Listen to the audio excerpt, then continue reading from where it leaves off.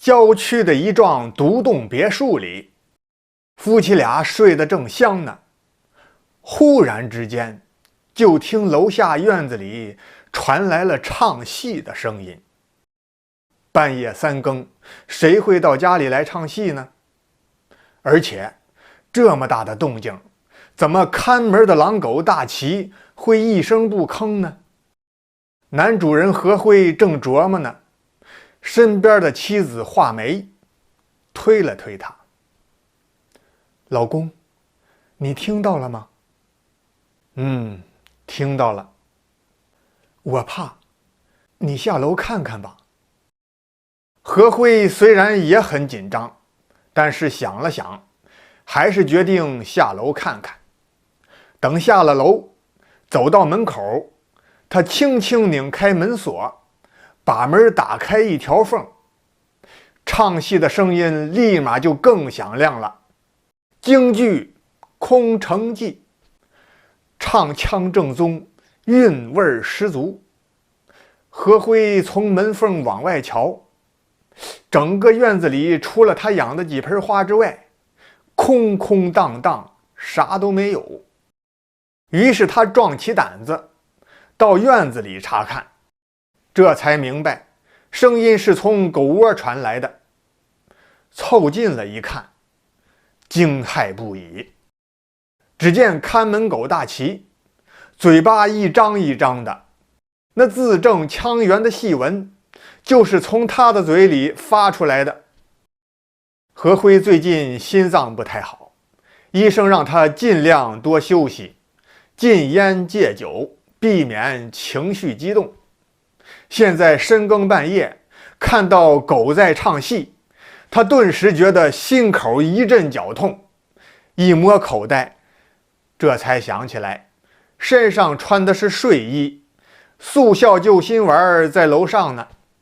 于是何辉挣扎着想进屋上楼吃药，万没想到刚推开门，就见黑漆漆的屋门内出现了更为恐怖的一幕，吓得他瞬间全身瘫软，很快失去了知觉。第二天一早，何辉的前妻江燕因为孩子的事情打通了何辉的手机，接电话的是何辉的现任妻子画眉。没等江燕开口，听筒里便传来画眉急切的声音：“大姐，你快来一趟吧，我正要给你打电话呢。何辉他死了。”20分钟之后，江燕驱车赶到医院，医生给出的答案是心源性猝死，就是心脏猝死，原因是受到了惊吓。虽然医生给出了合理解释，但是第六感告诉江燕，事情肯定没那么简单。尤其是听画眉说半夜院子里有人唱戏，何辉下楼查看，然后就死在了客厅，他就更加觉得蹊跷了。于是他要求亲自到画眉家睡一晚上，看看到底有什么异常情况。画眉心里虽然很不乐意，但是表面上还是假亲假近，拉着江燕的手说：“姐，那太好了，我正害怕呢，一个人不敢睡，你多陪我几天吧。”书说简短，到了半夜，院子里又开始有人唱戏。江燕独自下楼，也发现是看门狗大齐在唱戏，而且他发现大齐在狗窝前来回溜达，动作怪怪的，像是身体很不舒服的样子。他就走近了观察。可能您觉得有点怪，江燕还是个女的，怎么这么大胆子？其实一点也不奇怪。江燕呀，她的身份是一位女法医，今年40多岁，曾经用她精湛的技术帮助破获过多起大案要案。像这种狗唱戏的事情，她根本就不相信，一看便知狗肯定是被做了手脚。经过他一番摸索，果然发现看门狗大旗的项圈内侧牢牢粘着一个硬币那么大的金属物。江燕就打算把这个物件取下来，可就在这么个功夫，他就觉得后脑一股冷风袭来。哎呀，不好，有坏人！怎么回事？还真是有坏人。一名恶徒抡起一根木棍，向江燕的头部砸了下来。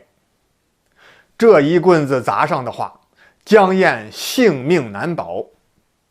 那么这是哪儿来的恶徒呢？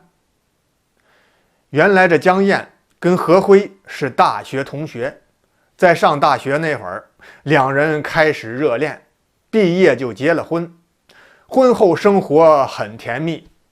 后来何辉辞职下海经商，夫妻俩各忙各的，虽然在工作上各自做得很好，但是聚少离多，俩人都很少顾家，感情上逐渐出现了裂痕。这时候呢，何辉就遇上了现任妻子华梅。华梅比何辉小了10几岁，年轻漂亮，还很温柔，善解人意。何辉很快被吸引了，向江燕提出离婚。何辉哪里想得到，这华梅可不像表面上看起来那么单纯，她是看上了何辉的钱财，才故意接近他的。他还有一个同伙，也就是他的情人，名叫邓新怀。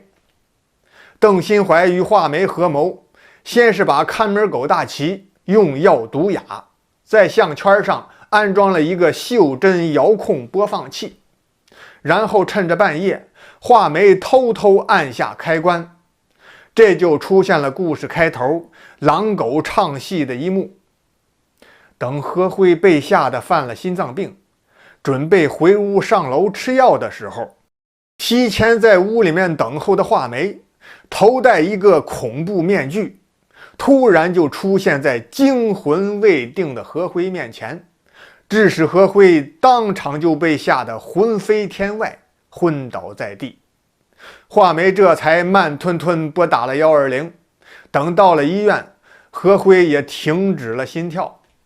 后来发现江燕比较难对付，华梅便让邓新怀半夜潜入家里，等江燕下楼查看的时候，趁其不备，欲下毒手。